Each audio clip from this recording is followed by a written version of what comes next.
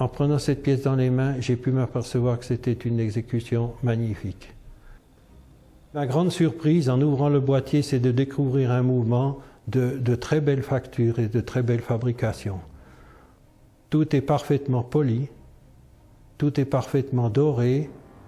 On pourrait croire que c'est un mouvement récent alors qu'il a près de 200 ans d'âge.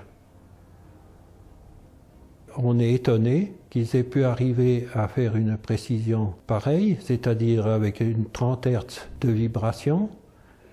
Il a exécuté ça par un balancier à bras, 2 masses en platine qui permettent de faire un réglage très fin, ainsi qu'une raquetterie qui peut compléter le réglage.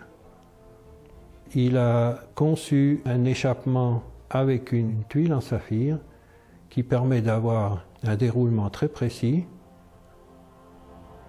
La transmission dans le rouage se fait depuis le barillet avec l'intermédiaire d'une chaîne et d'une fusée, ce qui permet d'avoir une force constante dans le rouage, qui est déjà un gage de qualité.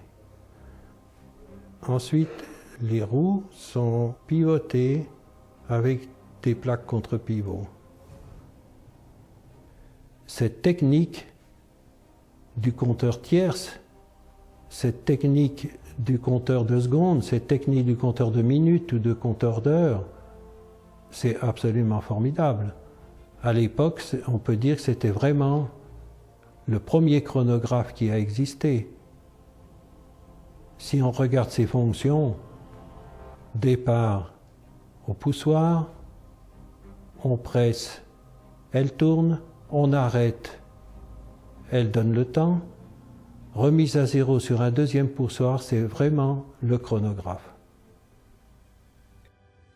L'invention de Louis Moinet, en fait, préfigure d'une dizaine d'années l'invention de Nicolas Mathieu-Rieusec, un horloger d'origine toulousaine établi à Paris, qui dès 1822-23 a été en fait le premier, et c'est à lui que l'on donne l'invention du chronographe, dans l'étymologie moderne du sens, donc chronos, le temps, graphie, écriture, puisque le mécanisme de Nicolas Mathieu-Rieusec était en fait un chronographe qui inscrivait à l'aide d'un mécanisme encreur les temps intermédiaires. Donc on a également donc, toute une polémique avec le fils d'Abraham Louis Breguet à la même époque, avec un système similaire déposé, breveté en Angleterre par un dénommé Faton, qui était élève de Breguet. Donc en fait, Louis Moinet préfigure d'une dizaine d'années cette invention. Et c'est à lui aujourd'hui que l'on peut donner de façon raisonnable l'invention du chronographe tel qu'on l'entend aujourd'hui, donc permettant un calcul de temps intermédiaire. Il faut également mentionner que sur cet instrument, on a un mécanisme du retour à zéro. Donc tout ça est condensé dès les années 1815-1816 dans l'invention de Louis Moinet, qui se caractérise également par un échappement à haute fréquence. Donc là, on voit également que cet horloger est tout à fait novateur avec son échappement qui bat 30 Hz. Donc là, on préfigure les inventions avec plus d'un siècle d'avance. Je viens de voir le chronographe de Moinet réalisé en 1815-1816 et je suis stupéfait par cet appareil, et ce à plus d'un titre. C'est un chronographe qui a été réalisé à des fins astronomiques, alors que quelques années après, très peu d'années après, on allait voir apparaître ou breveter des chronographes d'une conception, on va dire, plus rustique et destinés simplement à la mesure des courses de chevaux. Donc deux univers totalement différents. L'appareil de Moinet me paraît extrêmement intéressant à plus d'un titre. D'abord sur le plan tout à fait esthétique. C'est un appareil simple, c'est un appareil extrêmement épuré et on peut même dire d'une certaine manière ergonomique. Les cadrans sont parfaits, ils sont extrêmement bien positionnés, extrêmement bien réalisés, et ceci dans un but de lisibilité parfaite. Encore une fois, on s'adresse à des besoins d'astronomes. Et puis, sur le plan technique, il faut bien réaliser que pour la première fois, à ma connaissance, nous avons la mesure du 60e de seconde d'une manière totalement mécanique. Et à titre de comparaison, il faudra attendre plus d'un siècle pour avoir à peu près la même chose, c'est-à-dire un chronographe qui va mesurer d'une manière mécanique le centième de seconde. Autre point extraordinaire, cette possibilité de remise à zéro automatique par pression sur un poussoir, et les historiens ont l'habitude d'entendre parler des années 1844 ou des années 1862 pour avoir cette fonction de remise à zéro d'une manière automatique. Et puis quand on regarde la finition, quand on regarde les astuces qui ont été utilisées pour construire le mécanisme, pour le disposer mais d'une manière horlogère extrêmement élégante, eh bien on s'aperçoit qu'on a en face de nous un appareil très élaboré, réalisé incontestablement par un très grand maître de l'horlogerie.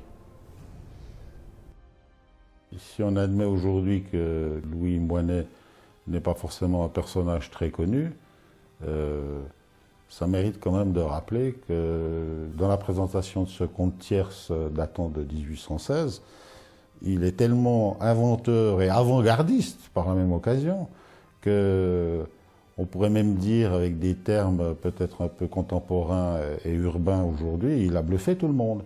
Parce qu'il avait pris une avance pratiquement d'un siècle pour que toutes ces inventions portées dans cet objet de 1816 soient recouvertes et réalisées par d'autres fabricants et établisseurs qui fabriquaient et commercialisaient de l'horlogerie dans les 100 années qui ont suivi cet objet. Et cet objet était, comme chacun a pu le constater, à travers les experts qui se sont prononcés et des personnes qui ont été sollicitées à l'expertise de cet objet, ont tous, sans aucune ambiguïté, affirmé haut et fort que ceci est véritablement un véritable chronographe, qui en plus possédait à l'intérieur de ses caractéristiques propres des dimensions inconnues jusqu'alors. Je vais parler des 30 Hz, 216 000 amplitudes à l'heure, je veux parler du système de remise à zéro, je veux parler de la subdivision des espaces de temps, que ce soit les secondes, les minutes et les heures, sous des compteurs différents. Donc tout ça est une preuve évidente et irréfutable qu'il était un inventeur, ingénieux et ingénieur, artiste et artisan. Louis Moinet était cette personne.